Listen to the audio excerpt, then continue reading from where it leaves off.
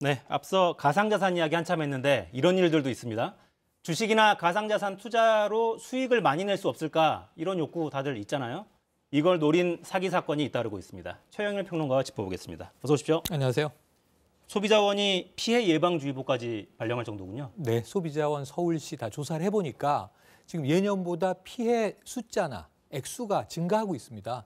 많이 늘어나고 있어서 요즘에 뭐 경제가 어려우니까 재테크를 하려는 노력들은 알겠지만 지금 뭐 보시는 광고 같은 것들이 문자 수신이 계속 되잖아요. 통신으로 날아오고 이메일로도 오고.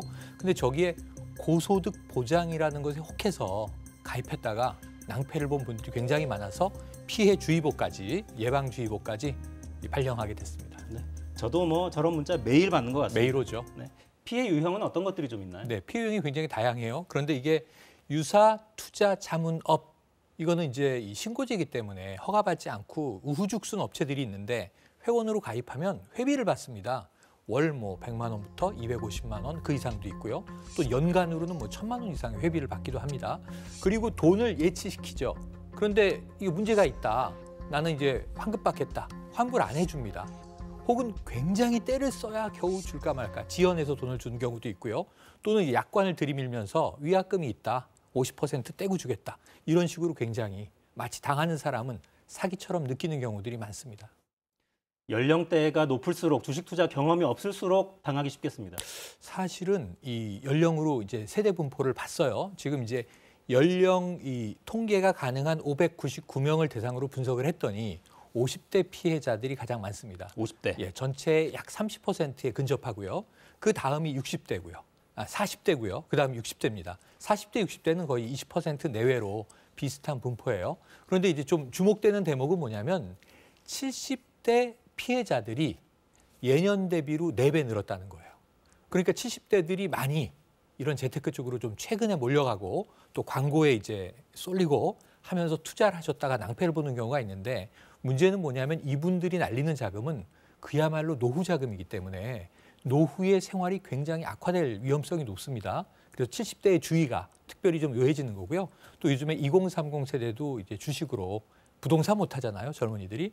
여기에 소액이긴 하지만 많이 또 희생되는 것으로 나오고 있어서 전 연령대가 다 위험한데 50대, 40대, 60대, 70대 특히 이제 고령으로 갈수록 조심하셔야 될 것 같습니다.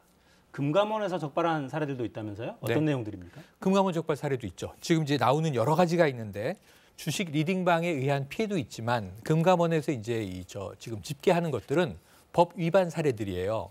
지금 이제 보시면은 그 유사 투자 자문업의 경우에는 이것은 이제 아까 말씀하신 대로 이 규정이 정해져 있습니다. 어떤 거냐 하면 신고제로 돼 있는 대신에 1대1 상담을 할 수 없어요. 1대1 자문 상담을 하면 안 됩니다. 이건 불법이 되는 거고요.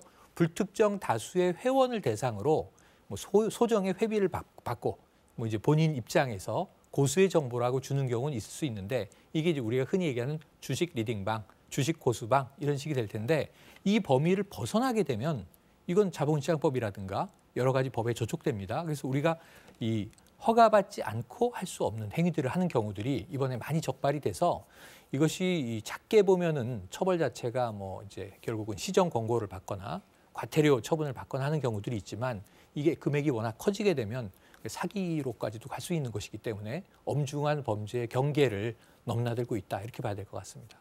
유사 투자 자문업, 그러니까 네. 문턱이 높지 않습니까? 아무나 할 수 있어요? 네, 그러니까 이게 유사니까 투자 자문업은 허가를 받아야 됩니다. 투자 자문업은 그야말로 고액 자산가들을 상대로 뭐 우리가 VIP, PB 컨설팅처럼 1대1로 자문 투자 상담도 해주고 실제로는 거기에 대해서는 뭐 모든 이제 약관의 내용이 있으니까 투자를 했다가 손실을 본다면 피해 보상을 어떻게 할 것이냐, 투자자가 이제 100% 책임질 것이냐, 아니면은 이제 이 컨설턴트도 책임이 있느냐 이런 것들이 엄격하게 이제 규약이 있는데 유사 투자 자문업은 말 그대로 아무나 해줄 수 있습니다. 지금 이게 한번 보시면요, 2015년도 약 6년 전에 959개 정도의 업체가 있었어요. 근데 지금 한 5년, 6년 만에 지금은 1,800개가 넘습니다. 그러니까 2배 이상 업체가 우후죽순 늘어났다. 근데 사실은 이 처음에는 소소한 회비를 바라고 나는 주식으로 돈 벌었다 하는 사람들이 좀 자기 자랑 겸 또는 이제 그야말로 이제 투자를 잘하는 법을 알려주는 정도였다가 이제는 본격적으로 여기서 수익 창출을 하기 위한 모델들이 발생하는 게 아닌가 싶은데 이게 많은 분들의 피해를 지금 전제로 하고 있거든요. 점점 위험해지고 있는 경계 수위를 넘어간다고 봐야겠습니다. 네. 그러니까 지금까지는 주식 이야기였고요. 이번엔 가상자산 투자 관련 사기 이야기입니다. 이런 일도 있었습니다. 영상 보시겠습니다.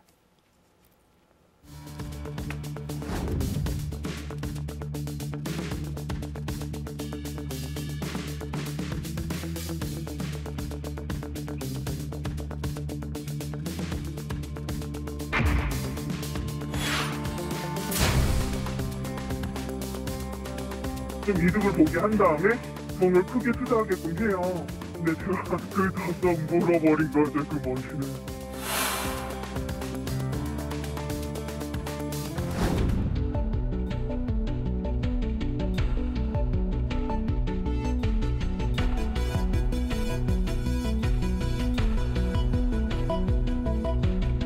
수익금이 이제 찍히는 걸 보이니까 아, 수익이 있구나라고 당연하게 믿었었고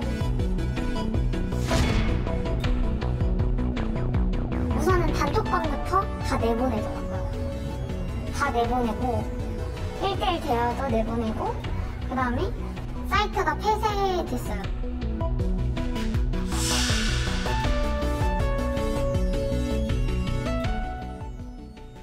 범인들은 아직 잡지도 못했어요. 네. 그러니까 거래소 화면 자체가 가짜면 실제로 뭘 투자도 안 하고 그냥 돈을 그러니까 가져간 그냥 거군요? 입금하는 돈만 받아 챙기고 거짓된 가짜 사이트에 예를 들면 지금 여기 피해자가 여럿이 있는데요. 한 1,500만 원 정도 투자한 사람이 있습니다. 그런데 이제 사흘 나흘 지나고 자기 계좌를 확인해 보니까 이게 3천만 원 이상으로 늘어 있어요. 정말 수익이 나는구나. 이때부터 신뢰하고 가고 있었는데 돈 쓸 일이 생겨서 이걸 인출하려고 했더니 수수료를 내야 한다. 즉시 인출 안 된다. 차일피일 미루다가 연락이 두절되고 사이트가 폐쇄되는 겁니다.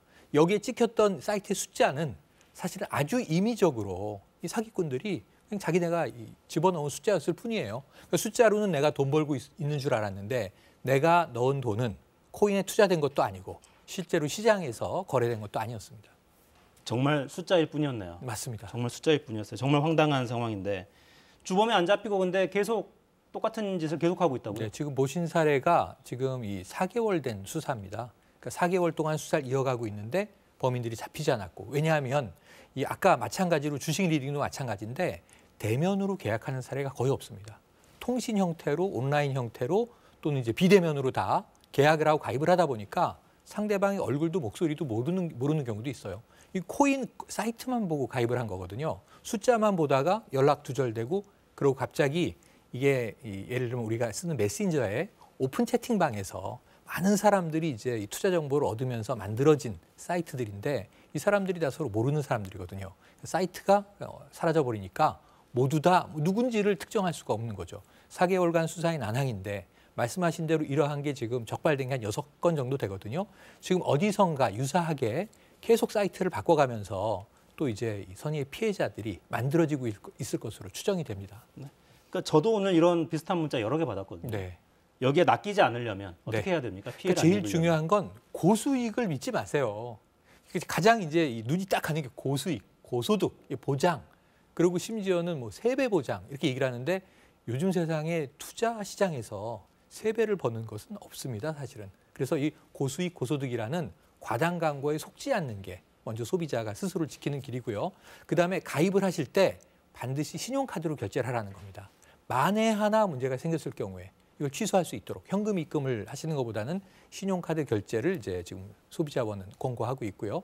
그 외에도 약관을 꼼꼼하게 읽어봐야 한다든가, 그 다음에 이제 다른 회원들과의 이제 소통 교류 등, 그리고 이제 문제가 생기면 분쟁에 대비해서 모든 자료를 다 캡처해 놓으시길 권합니다.